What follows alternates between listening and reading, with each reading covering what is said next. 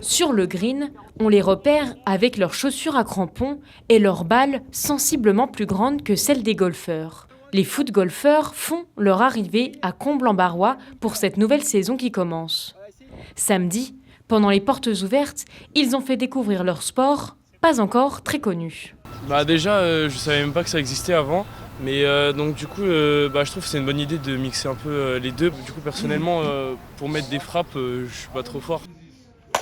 Si les règles sont les mêmes que celles du golf, rentrer la balle en moins de coups possible, les distances sont plus courtes et les trous sont plus gros, 53 cm de diamètre.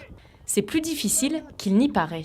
En fait, c'est une pratique qui allie précision, tactique, technique, un mental aussi, parce que c'est hyper important, parce qu'on peut gâcher malheureusement sa carte. Il y a quand même 18 trous, ça dure presque 4 heures.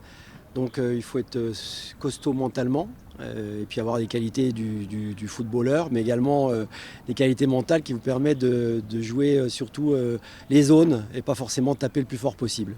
Pour accueillir cette nouvelle discipline, le golf de Comblanc-Barrois a dû adapter ses équipements en creusant 18 trous pour le foot-golf dans les 9 premiers greens du golf. Alors le foot-golf, c'est une discipline assez nouvelle et la majorité des golfs en France sont sollicités pour ça. Et nous, on a voulu aussi répondre présent dans ce domaine-là pour la simple et bonne raison que faire participer le foot-golf et le golf en même temps permet d'avoir des personnes différentes.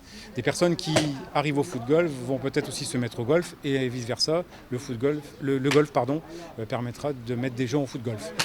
Les 15 licenciés ambitionnent déjà de représenter la Meuse au plus haut niveau national.